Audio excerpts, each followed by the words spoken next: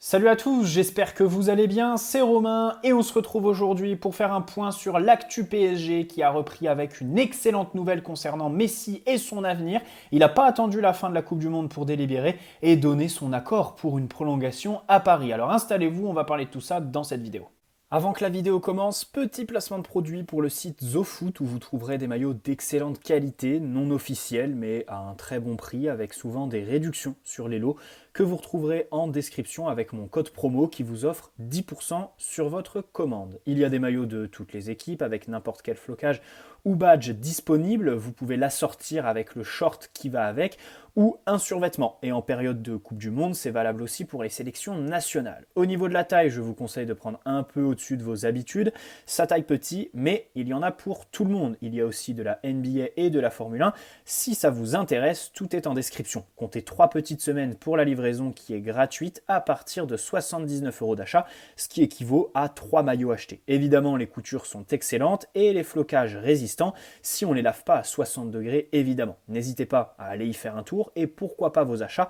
Merci à ZoFoot, c'est eux qui régalent. C'est une exclusivité Le Parisien reprise et confirmée par tous les autres médias. Lionel Messi a donné son accord verbal pour prolonger au PSG. Ça s'est fait à Doha pendant la Coupe du Monde entre son père et agent et le board parisien composé de Luis Campos, Nasser Al-Khelaifi et compagnie. Reste à savoir pour combien de temps il va signer ce contrat. On devrait partir sur 2024 et une autre année supplémentaire en option. Dans tous les cas, on revient un petit peu de loin puisque la tendance a toujours été que Messi attendait la fin de la Coupe du Monde pour délibérer, sentir un petit peu son corps, ses volontés, sa motivation. Visiblement, il a fait son choix avant même cette victoire finale.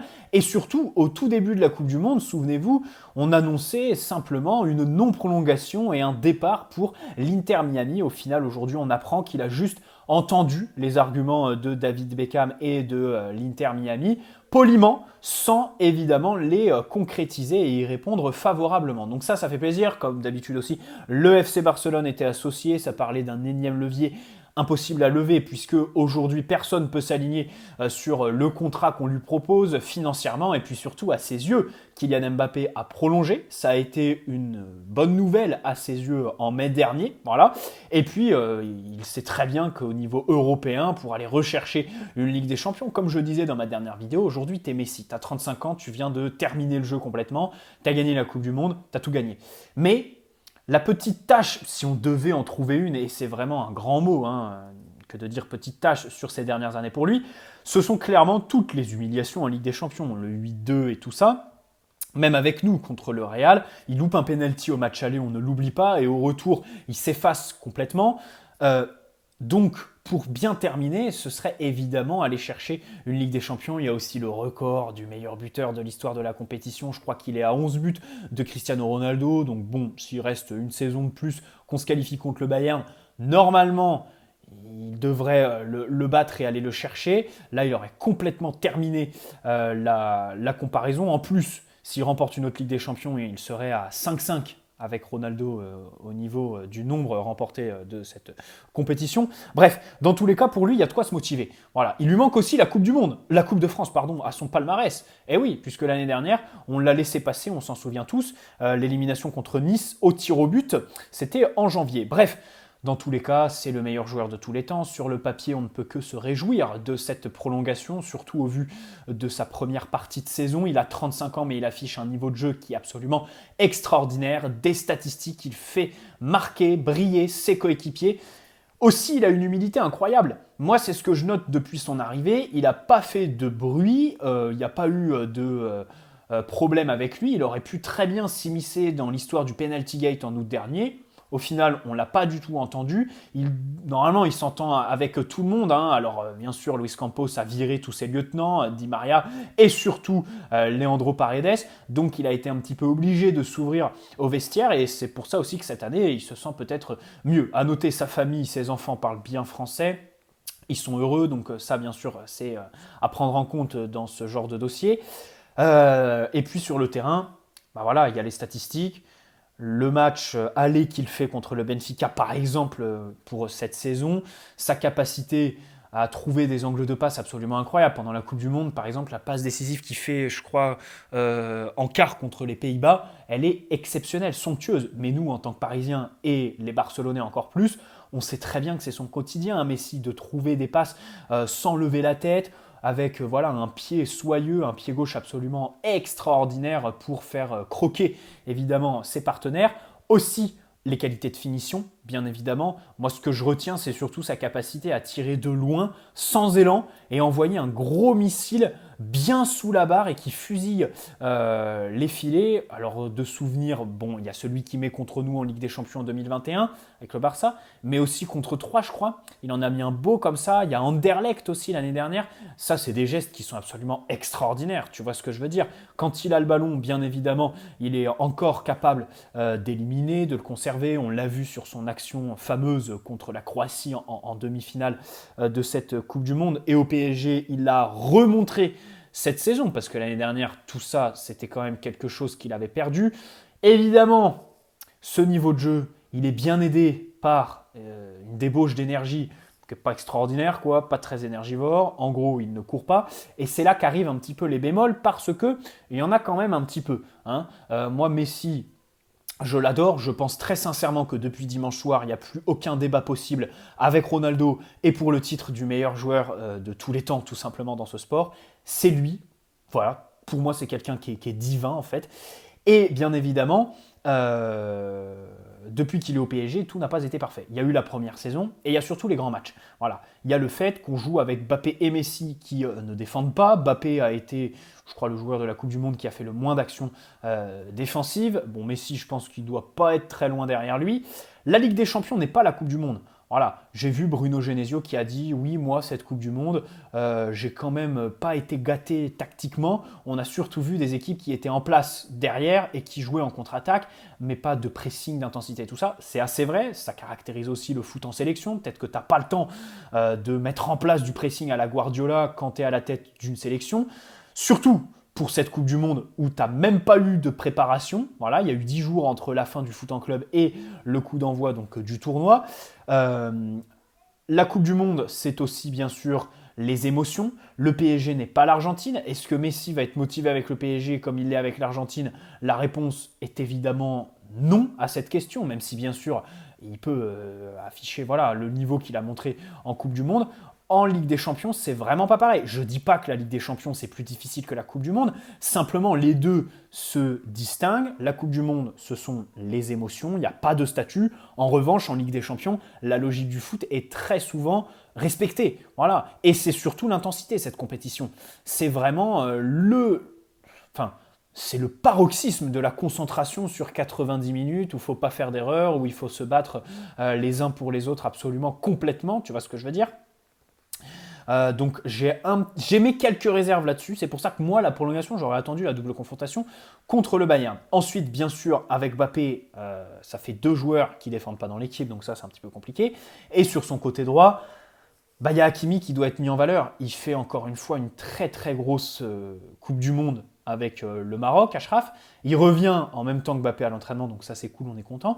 Maintenant, pour la seconde partie de saison, on a un sacré défi, c'est quand même le mettre en avant. Comme le Maroc l'a fait, parce que on ne peut pas se permettre d'avoir mis 70 millions sur lui pour le laisser comme ça sur son côté. Alors il a aussi ses défauts, Achraf, bien évidemment. Quand il reçoit le ballon dans les pieds, c'est vrai que techniquement c'est compliqué. Dans les petits espaces, c'est difficile d'échanger avec lui. C'est plus quelqu'un qui aime prendre la profondeur, faire de grandes courses et qui a un coffre absolument extraordinaire. Et ça, c'est la première de ses qualités qui m'impressionnera toujours. Et quand tu vas au stade, c'est quelque chose qui te frappe. C'est sa capacité en fait à avaler des kilomètres et des kilomètres, des courses, mais vraiment à haute intensité sur son côté, sur les 90 minutes, de la première à la dernière dans le temps additionnel. Donc ça, c'est un vrai défi pour Messi. En plus, alors ça, c'est pour le club. Là, on prolonge Messi, donc on va retrouver les mêmes problèmes, en fait. On veut recruter un numéro 9, pivot gang et tout ça, ok. Mais il y a aussi la prise de profondeur. Messi ne prend plus la profondeur. Neymar joue dans le même registre que Messi. Mbappé décroche, veut toucher un max de ballons parce que c'est un bon passeur. Il a de très bonnes qualités de centre, par exemple. Et du coup, il prend moins la profondeur. Si c'est pas lui, il n'y a pas grand monde, à part Nuno Mendes qui le fait. Donc, on a un jeu très stéréotypé qui fait qu'en matière de verticalité, c'est un petit peu compliqué. Donc là-dessus, sur le côté droit, il va falloir réfléchir cet été à des alternatives aussi. Voilà un petit peu mon avis sur la prolongation de Messi. Bien sûr, d'un point de vue marketing, là, il n'y a pas de problème. Et de toute façon, depuis le début, on sait tous que le PSG allait tout faire pour le prolonger et que si ça ne se faisait pas, ça allait être un vrai échec pour eux parce que justement, Messi rapporte énormément, enfin plus que ce qu'il coûte, bien évidemment. Voilà. Bon, il y a le petit débat entre guillemets, sur la Coupe du Monde au Parc des Princes, que Messi aurait demandé à présenter au club. Le club y est un petit peu réticent. Bien évidemment, nous sommes en France, on était en finale, et il y a beaucoup de gens qui disent « Ouais, Messi, il veut présenter sa Coupe du Monde, il faut absolument pas qu'il la présente au Parc des Princes. » Écoutez, je vais donner mon avis parce qu'il est un petit peu inverse. Moi, dans ma dimension personnelle, si je suis au Parc des Princes le soir où il devrait présenter sa Coupe du Monde, enfin, même si bien sûr je ne pense pas que ça se fera, moi, personnellement, d'un point de vue personnel, je le sifflerais pas. Je serais content. Enfin, voilà, je le vois présenter sa Coupe du Monde. C'est le meilleur joueur de tous les temps. On est au Parc des Princes. C'est le stade du PSG, pas de l'équipe de France. Même si, certes, ok, on est en France, je peux l'entendre. Bon, s'il veut la présenter, moi, personnellement, j'y vois pas d'inconvénient. Et aussi, je le vois surtout comme une manière, en fait, de renouer un petit peu avec les supporters. Je rappelle que le Parc des Princes l'a conspué en avril dernier. Lionel Messi, le meilleur joueur de tous les temps. Ça, c'est quelque chose que je ne comprendrai jamais. Voilà, il a été absolument conspué. Et donc, depuis, alors on le sait, avec Neymar, il rentre au vestiaire tout de suite, ils vont plus voir les supporters. Ce serait évidemment une belle occasion de renouer avec lui. Moi, je le vois comme ça. Maintenant, d'un point de vue objectif, évidemment qu'il ne faut pas lui ramener sa Coupe du Monde au Parc des Princes parce qu'il se ferait siffler et ce serait juste ramener de l'huile sur le feu tout simplement dans cette histoire avec les supporters parce qu'il se ferait huer complètement, ça c'est certain. Voilà mon petit avis et par contre je suis un petit peu plus tranché sur les célébrations avec Emiliano Martinez le gardien. Bon, Messi, je pense que quand il va revenir au camp des loges, il devrait s'expliquer avec Mbappé, lui dire bah écoute, excuse-moi, ou alors je n'ai pas vu, comme ça s'est relayé dans les médias, même si bon, c'était un peu comme le nez sur le visage, quoi. Voilà un petit peu mon avis sur les petits débats d'actualité. Neymar, Marquinhos ont fait leur retour hier à l'entraînement, comme prévu, c'était le 22 décembre, voilà. Carole, la femme de Marquinhos, l'avait annoncé il y a une semaine sur les réseaux sociaux. Neymar a travaillé en salle, on va regarder sa cheville, son état de santé, pour moi, des mondialistes, c'est celui avec lequel je prendrais le plus de précautions. Et puis Marquinhos, lui par contre, il est directement revenu sur le terrain. Voilà, Danilo a aussi fait son retour dehors. Voilà. On rappelle qu'il s'est blessé aux côtes avec le Portugal et qu'il est rentré en même temps que Nuno Mendes. Bon, Nuno, lui, il est encore blessé. Kimpembe aussi. Danilo, donc les trois seront forfaits contre Strasbourg. Mais Danilo a retrouvé le terrain, course avec ballon. Donc ça, c'est une bonne nouvelle. Quand tu retrouves un Marquinhos mentalement absolument incertain, Kimpembe qui traîne quand même une blessure depuis septembre, ça commence à devenir inquiétant. Ramos, qui est en amical, a été comme sur la première partie de saison assez neutre. Et puis Mukiele qui devrait peut-être suppléer aussi Achraf Hakimi sur le côté droit. On n'oublie pas qu'Hakimi a joué toute la Coupe du Monde un petit peu gêné, on va dire, physiquement. Il y a eu une débauche d'énergie énorme. Même si Galtier l'a préservé à plusieurs reprises sur la première partie de saison, on devrait continuer sur cette lancée sur la seconde. Et puis, visiblement, là, lors du mercato d'hiver, on ne va pas recruter à ce poste-là. Ce n'est pas vraiment la priorité. À en croire les amicaux, on va continuer sur le 4-4-2 en losange. C'était les deux structures. C'était la structure qu'on a utilisée pour nos deux matchs amicaux contre le PFC et Quevilly. Donc, on devrait continuer là-dessus et préparer le Bayern avec cette animation. Donc, on va voir un petit peu comment tout ça va se goupiller. Une rumeur de merde qui concerne Asensio, donc 26 ans, libre de tout contrat à l'été prochain, qui depuis sa grave blessure a peiné à retrouver son niveau, même s'il a retrouvé un petit peu des couleurs sur le début de saison, intéresserait Luis Campos. Alors, ça a tourné sur les réseaux sociaux, vous l'avez sûrement vu, et en source, les gens mettaient que c'était Sport, le média espagnol. Or, Sport ne fait que relayer un autre média qui est encore plus merdique que Sport. Autant vous dire que voilà, cette rumeur ne doit pas être considérée. J'en parle 30 secondes grand max. Des nouvelles de Wijnaldum, qui était privé de Coupe du Monde suite à une blessure. Alors, ça remonte, je crois que c'était fin août carrément. avec l'AS Roma, blessure au tibia. Pendant la Coupe du Monde, les médias italiens s'inquiétaient de sa convalescence qui était plus longue que prévu. Au final, il a retrouvé l'entraînement collectif hier, donc ça fait plaisir, même si l'option d'achat est fixée donc à 8 millions d'euros et elle devient automatique s'il participe à au moins 50% des matchs de l'AS Roma. C'est mal embarqué, bien évidemment, pour que ce soit le cas. Du côté du Bayern, notre adversaire, qui reprendra donc le 20 janvier, ils ont de grosses vacances et une vraie préparation tranquille, une vraie possibilité de monter en puissance. Déjà des forfaits, Lucas Hernandez, bien évidemment, ne vous a pas échappé. Sadio Mané, au moins pour l'aller, très incertain, on se rappelle de sa blessure, hein, il était quand même dans la liste du Sénégal et puis au final il en est sorti.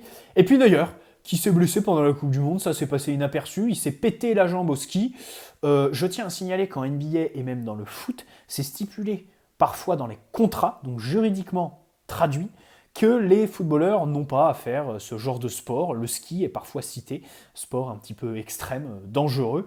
Et bah bingo, il s'est pété la jambe. Imaginez si ça avait été un joueur du PSG, le traitement médiatique qu'il aurait eu. Bref, dans tous les cas, le Bayern doit se trouver un remplaçant puisqu'il ne veut pas faire confiance à Ulreich, qui est donc son remplaçant là-bas. Il y a eu une rumeur, Emiliano Martinez, le gardien de l'Argentine, pour que Mbappé puisse prendre sa revanche. Rassurez-vous, enfin non, c'est dommage, mais Fabrizio Romano l'a démenti. Et ça se joue soit entre Yann Sommer, donc le gardien de la Suisse, hein, on le connaît bien, de Mönchengladbach, et Nubel, qui est gardien du Bayern, mais prêté à Monaco, voilà, pour nous affronter. Alors là, un petit peu de leur côté comment ça se goupille.